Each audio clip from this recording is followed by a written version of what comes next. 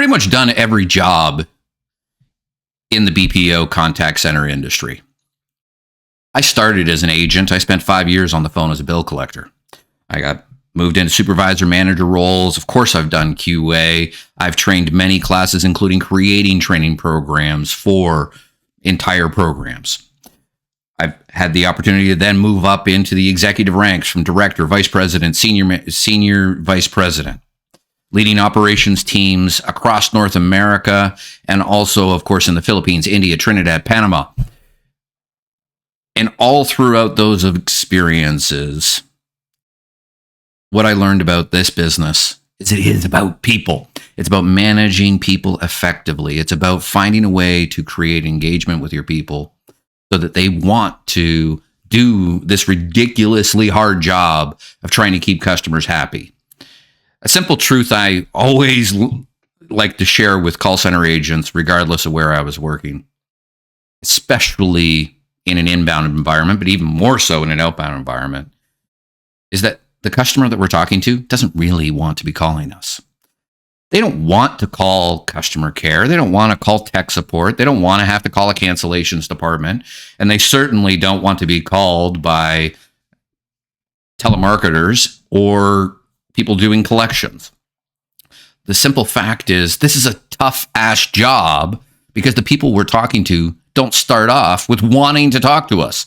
If it's an inbound call for customer care, they would just prefer if their shit wasn't broken. It's a hard job, which means it's a hard job for the supervisors and managers.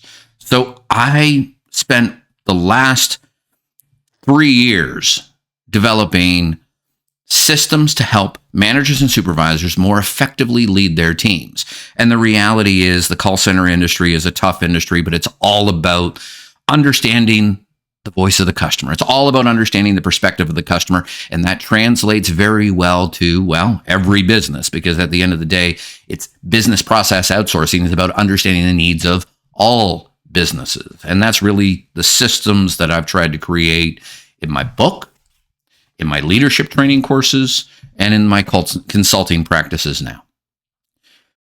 But if I was starting over as a supervisor in a call center tomorrow, what would I do? What would be the first thing that I would do?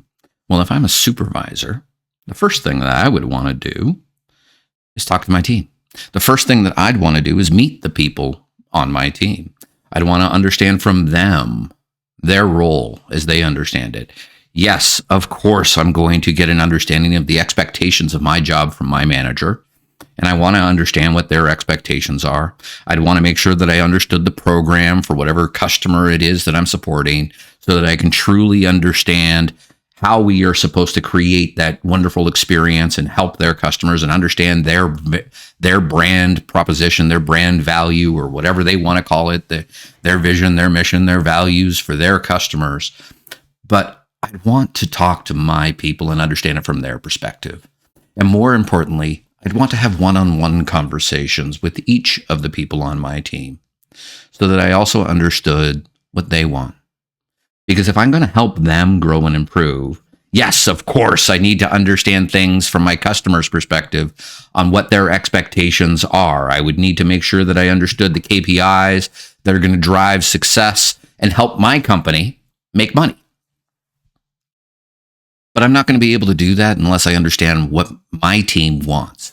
Because all of the conversations that I'm going to have with them are going to be focused on helping them grow and improve. They're going to be coaching conversations. That's what I talk about in my book, is having effective coaching conversations about creating a system of coaching that helps my people grow and improve. But in order to do that, fundamentally, the point of those conversations has to be about what's in it for them. And if I don't understand their challenges, and if I don't understand their goals, their desires, what's in it for them, everything I say to them won't matter. So if you want to help your teams grow and improve, if you want to help your team succeed, if you want to be the best supervisor or manager that you can be, make sure that you understand what your team is looking for so that you know what's in it for them, so you can give them a reason to grow and improve.